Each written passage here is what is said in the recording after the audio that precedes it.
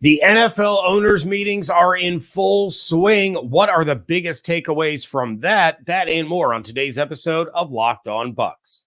Your daily Tampa Bay Buccaneers podcast, part of the Locked On Podcast Network. Your team every day.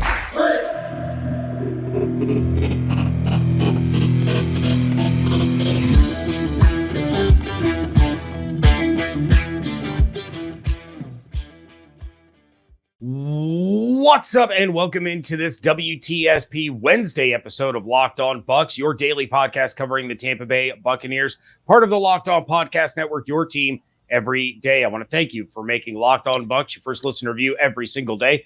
Don't forget you can subscribe or follow for free on YouTube or wherever you get your podcast. And of course, you can follow along on Twitter. I am James Yarcho at JYarcho_Bucs. He is Evan Klosky at EKloskyWTSP. We are your credentialed members of the media covering the Tampa Bay Buccaneers. I'm the deputy editor of SB Nation's BucsNation.com. Of course, Evan is on 10 Tampa Bay and at 10tampabay.com. And you can catch the show every Monday through Friday along with our everydayers. And for that, I want to share my appreciation for your continued support of the show. This episode is brought to you by Gametime. Download the Gametime app, create an account, and use code LOCKEDON for $20 off your first purchase. One thing I will not do on this show is direct you to go to Evan Klosky's Twitter at EKloskyWTSP and remind him of what he said about the Illinois Fighting Illini on last Wednesday's episode and how they were not going to get out of the first round, while saying that Auburn could win the national championship. That's not something I'm going to do on this show. Something I will do on this show is talk about Jason Licht counting down the days until Jordan Whitehead returned. And we all know Evan's feelings on the position that the Bucs should take in the first round of the draft. Well, what if he can't? That's coming up in a little bit. But first, let's talk about the NFL owners' meetings. So, lots going on in Orlando this week during the annual NFL owners' meetings, including rules changes where they actually got one right by changing the kickoff rules, and then they got another one wrong, banning the hip drop tackle. But Evan, all kinds of news and rumors coming out of Orlando, across the league, and outside of your favorite collegiate team's quarterback, J.J. McCarthy, being talked about as potentially the I'm about to walk right out of this. I'm about to walk right out of this. You're about to do is going to be Locked On Bucs with James, and you're going to have to carry the load. One more. Give me one more thing. What have been your biggest takeaways from the NFL owners? Biggest takeaways. You're a big old jerk face. But yeah, I was completely wrong on the March Madness tournament. My bracket blew up quickly. I had to, because I knew. You know what? Illinois doesn't have a lot of success. I'm going to let you have this one. So there, it's long overdue. So congratulations to you. You along with Haley's Comet will be able to enjoy this once every 87 years. And, I appreciate that. So, golf clap. If the roles were reversed, you'd have given me grief, and you would have. But that's why I love this show, is because we can dish it, we can take it. It's a lot of fun. Yeah, I was very wrong. It's okay. Very, very wrong. The J.J. McCarthy thing was a low blow, but everything else was above board. I'm sure if Marvin Harrison Jr. was brought up, you would talk about the wide receiver from my favorites. Well, I'm not going to go on too long of a tangent, but I saw something today that had Marvin Harrison getting drafted 9th overall, and we're all just getting like way too bored out there. That's just like we're just trying to create some energy towards this draft because we're a month out and we talked literally about everything. So why not throw some crap out there that's going to rile people up. I'm actually very high on JJ McCarthy, more than a lot of other people, but that's for another day. Lot to talk about from Orlando. Todd Bowles, Jason Licht, and Joel Glazer spoke for a combined hour. A lot to really synthesize in that hour. So, just about the rule changes. Jason Licht seemed like he was excited for it, excited that the play is going to matter again. There's going to be an adjustment period for every NFL team, but they do have the XFL film to lean on. So, it's a 1-year deal, and we'll see how it goes. But the preseason is going to matter a lot this year. It's going to matter a lot with the kickoff rules. It's going to matter a lot with the hip drop tackles, which Todd Bowles said in Orlando, we don't teach it, we don't preach it. So he doesn't think it's going to be an issue because his guys don't do that. And if it happens, it'll be once in a blue moon and it'll be an accident. So he's not envisioning that to be an issue at all for his group. Saying something like, there is a little bit of a feeling that there are some coaches who do teach that technique, which is why this has been instituted. It might not be as big of a deal as we're all making it out to be right now. I do tend to agree that it's silly, but let's see how it goes. I imagine it's going to be much more of a preseason thing than a regular season thing. So just be prepared for that. Todd mentioned that he's well aware that they need to run the ball better. They need to be better in the 2-minute drill on defense and 3rd and long scenarios. In saying that, the left guard position is completely open. Talked about the 2 interior offensive linemen brought in. And not to mention Hainsey hasn't locked up anything either. So that center job is going to be a competition as well. But overall, they feel good at that offensive line spot. If they had to roll into the season today, expects Malk to add some beef. Mentioning Todd Bowles did hit a little bit of a rookie wall. Luke Gedeke, Bowles said, was an unsung hero of last season. He seems pretty happy with the defensive line. KJ Britt says he might not be the fastest guy in the world, but he plays fast, reliable. He's the leader in the clubhouse, as we all have assumed, that he will be the starter next to Levante David. And then other than that, the big note from Todd Bowles that I took away was Antoine Winfield Jr., Levante David, Joe Tryon-Shoyinka, and Zion McCollum are his chess pieces, guys that they can put anywhere on the field, calling JTS a joker type, that he feels like he understands what Joe can do now. So I'm very interested to see how Tryon-Shoyinka is used in year 4 with the Buccaneers, because I think we've learned he's not a guy that's going to get too many sacks, but he can drop. He's 3 tech. He can still play outside linebacker and get after the quarterback if that's his assignment.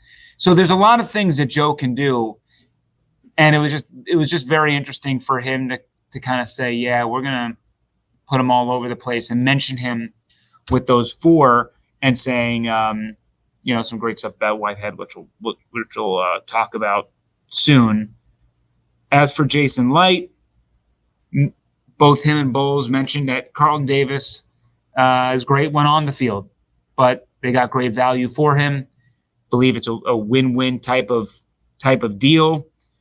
Jason mentioned that he's excited to see Marquise Watts and Jose Ramirez compete for an outside linebacker job, mentioning that Jose actually some offensive linemen were going up to Jason Licht saying that Jose Ramirez was giving them problems during practice towards the end of the year.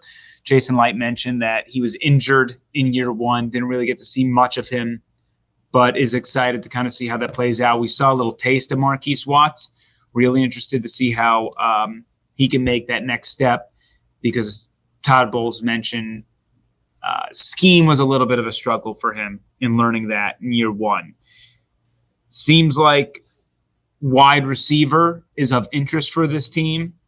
Jason Licht wants another running back as well to lighten the load for Rachaad White, despite him improving throughout the season, something Todd Bowles mentioned as well.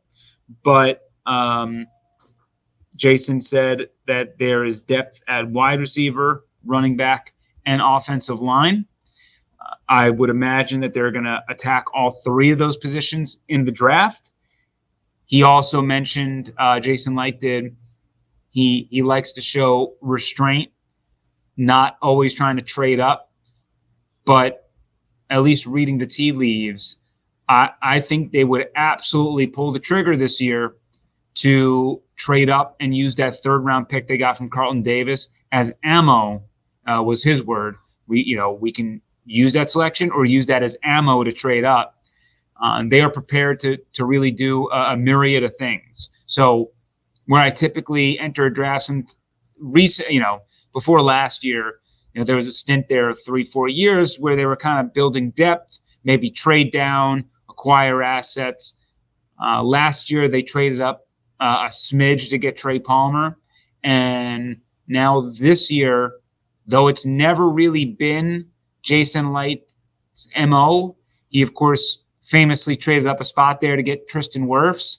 But I would not be shocked if they had a guy high on their board and we got down to the middle of that first round in the mid-teens and Jason wanted to pull the trigger on bumping himself up. So certainly prepared for a move like that if it comes, but also prepared for him to maybe trade down because that's of interest. One thing that we did not talk about in the first segment, because there's plenty to discuss, is that there are a lot of excited people in the building when Jordan Whitehead came back. That is next on Locked On Bucs, part of the Locked On Podcast Network, your team every day. Say goodbye to busted brackets because FanDuel lets you bet on every game of the tourney. Whether you're betting on a big upset or a one seed, it's time to go dancing on America's #1 sportsbook. Right now, new customers get $200 in bonus bets if your first $5 bet wins. That's $200 to use on point spreads, money lines, over-unders. You can even pick who's going to win it all. As we enter the Sweet 16, UConn is still the favorite at plus 240, followed by Houston at plus 550, Purdue at plus 600, Arizona at plus 900, and after Auburn was upset, Tennessee is now the 5th highest odds at plus 1,200. My beloved Illinois Fighting Illini had 2 solid wins so far and have jumped to plus 3,000 to win the national championship in Phoenix, Arizona.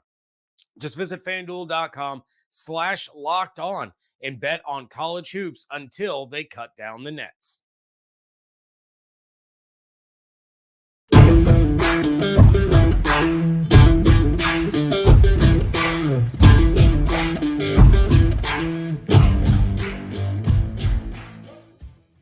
Thank you again for making Locked On Bucs your first listen review every single day. Are you watching Fox Sports or ESPN on your TV all day and you have to turn down the volume with all of the screaming? Make the switch to Locked On Sports today, a free 24/7 sports streaming channel programmed for you every day to bring you the biggest stories without all the screaming. Locked On Sports today brings you can't-miss analysis, opinions, and news streaming 24/7 on YouTube or the free Amazon Fire TV channels app, part of the Locked On Podcast Network, your team every day. So Jason Licht was talking about the move that the Buccaneers made to bring back Jordan Whitehead, and he said that ever since Whitehead left, he's been counting down the days before he can get him back in the building. Obviously, Licht and the Bucs didn't want to let him go in the first place, but cap constraints kind of forced their hand a little bit. But Evan, what is Jordan Whitehead going to bring to this team and to this defense that they have been missing since he left? The number one thing that Todd Bowles mentioned with Jordan Whitehead returning was communication. That Vita, he wants 3-level communication. Vita being the first level, Levante being the second level, and he feels like ever since Jordan has left, they haven't been able to nail down that 3rd-level communicator. Now, you can say Antoine Winfield Jr., who can do that job, but if he's a chess piece and he's bouncing around, that complicates the matter because he can't always be the communicator. That's why it's best to have that job off of his plate, because then Antoine can just be the chess piece that Todd Bowles wants him to be and bounce around and not worry about that responsibility. So Todd illuminated on how special the communication was between Levante and Jordan Whitehead. He said that he doesn't believe anyone in that building is happier than Levante to have Jordan Whitehead back. And I think that stability at the third level is going to do wonders for this defense of just getting things right pre-snap, which is extremely important. It's not the sexy stuff we like talking about often. We like talking about the results of plays, but a lot of that has to do with the preparation right before and during the week. And Jordan is a natural leader. He's going to set the tone and tenor in that room, physically and vocally, because Antoine, while a captain, when he speaks, it matters. He's a little bit more introverted naturally. He's not someone who's going to rile up bodies, but Jordan is. So he's very comfortable in that role. He's a gamer, winner, and Jason even mentioned it at the press conference for Jordan, sort of like a whoopsies, right? They let him go. They thought they can fill that void. At the time, it made sense because there was a lot of money to pay him when they were trying to bring everyone back, and they thought they could kind of snip that one out there pretty easily and fill the void. They learned it wasn't as easy as they thought it was going to be. Certainly did not help Todd Bowles the last couple of years, not having him on the field. And if you need any reminder of that, go watch the Ryan Neal tape. So that was just sort of an alarm bell for them, being like, we need a dude back here who gets it. And that's no shade to Ryan, but he's not going to do he couldn't do the stuff that Jordan does. And he's not the player that Jordan Whitehead is. So a lot of positive energy surrounding that man and what he brings to the table, not just on the field, but also off it. We know he's going to seamlessly fit into the locker room. So I'm just excited for him to really showcase his presence again on the field and make other teams scared to kind of attack him, even though he will miss the occasional tackle. Still kind of his weakness, but when he connects, you're reminded of Jordan Whitehead in that secondary. Well, and he's even talked about how he's a different player than he was when he left. He went to New York and he's talked about how he's better in coverage. He reads offenses a little bit better than he did when he left. So not only are you getting all those things back that you lost when Jordan Whitehead left, but now you're getting the new and improved Jordan Whitehead, who could potentially bring even more to this Bucs defense, which allows Todd, as you've mentioned, using those chess pieces in these different ways, with Jordan Whitehead being even more versatile than he was before. Now, all of a sudden, there's all kinds of possibilities that are open for this defense. Yeah, it goes back to what I said that Joel Glazer said. Continuity matters. And there was a lot of turnover at that position, and they were trying to fulfill that void. Todd Bowles' system is not easy to learn. Very difficult, very complicated. And to bring in someone who is of that level of understanding and has now been in a defense for the past couple of years, by the way, a very darn good one, run under Robert Saleh, who does a bit more quarters cover three than what Todd Bowles does, which Todd Bowles relies a lot on some zone stuff, but it just forced Jordan to kind of flex different muscles, and that's going to help him on game day. Whereas I don't think he knew anything differently because this was the only system he knew. So it's a huge win to bring Jordan back. Again, doesn't make them perfect on the defensive side of the ball. They still have some depth issues. Won't get into the edge rushing thing because we've done that ad nauseum. But I believe that what he can provide in the run game and just as a safety valve back there who, has flashed a little bit better hands since when he left. I say that in italics because a lot of his interceptions came in one game last season. Mm-hmm. Having said that, Hopefully he can add a couple of interceptions at least this upcoming season, which is still takeaways, always welcomed. But I don't necessarily need Jordan Whitehead to get 7 interceptions to affect the game. A lot of times you just need him to be in the right spot, and that's going to be an improvement in and of itself. Yeah, no kidding. Because if there was one thing that Ryan Neal was not often, it was in the right spot. I am going to force Evan to make some tough decision. That is coming up next on today's episode of Locked On Bucs. You shouldn't have to worry when you buy tickets to your next big event. Gametime is the fast and easy way to buy tickets for all the sports, music, comedy, and theater events near you. With killer last-minute deals, all-in prices, views from your seat, and their best price guarantee, Gametime takes the guesswork out of buying tickets. I love taking advantage of the flash deals when the event that I'm going to gets closer, but there's no doubt my favorite feature is the view from your seat, so I know exactly what I'm paying for, and I'm not surprised when I get to the venue. All-in prices show your total up front, so you know you're getting a great deal before you check out. Buy tickets in seconds with 2 taps, and I love being able to use Apple Pay right there on the app to secure my seats. And the Gametime guarantee means you'll always get the best price. If you find tickets in the same section and row for less, Gametime will credit you 110% of the difference. Download the Gametime app, create an account, and use code LOCKEDON for $20 off your first purchase. Terms apply. Again, create an account and redeem code LOCKEDON for $20 off. Download Gametime today. Last minute tickets, lowest price guaranteed.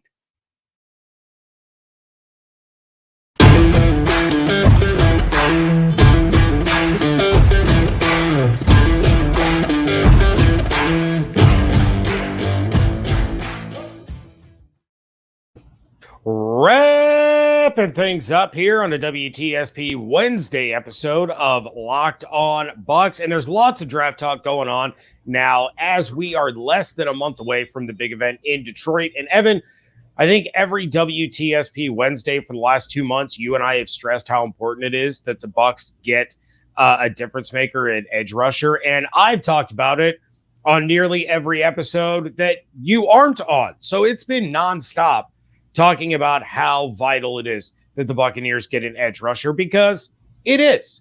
But going through some of these mock drafts, participating in the Locked On Network mock draft, now I'm doing the SB Nation mock draft as the Bucs representative there.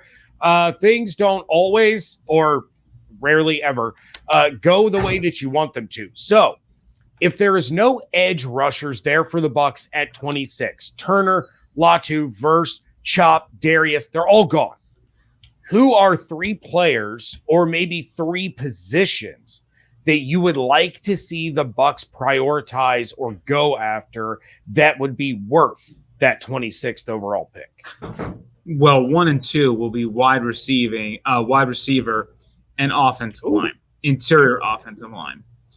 They need another wide receiver, and that's either A, to groom someone to replace Chris Godwin, but B, also provide, if Chris or Mike get injured, there's really no one to take those roles. Like, I like Trey Palmer, but he's kind of a niche type guy. I mean, his speed, you can't teach that. And right. I liked what I saw in year 1, but he was inconsistent.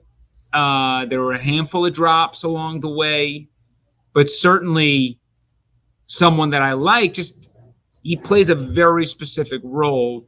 I would, with how deep this draft is, I think you can really capitalize on a high ceiling wide receiver, and you can never have too many playmakers. So that's sort of the way that the world works, especially with Liam Cohen.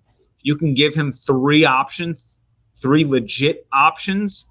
That's a scary offense, and you'll worry about mixing Trey Palmer in there as your change up, or in his case, really 2-seam fastball. Interior offensive line, give yourself a young dude to push in this competition for center or at that guard spot.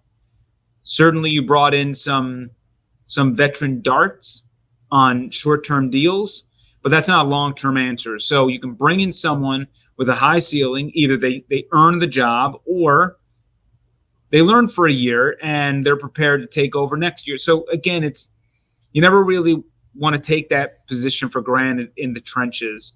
And again, with the depth so good at offensive line, if one of their guys falls to 26, pounce on it. Then I would probably lean with the third position.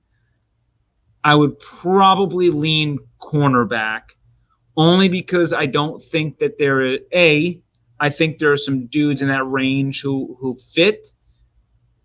Just like wide receiver and playmakers, you can never have too many secondary pieces.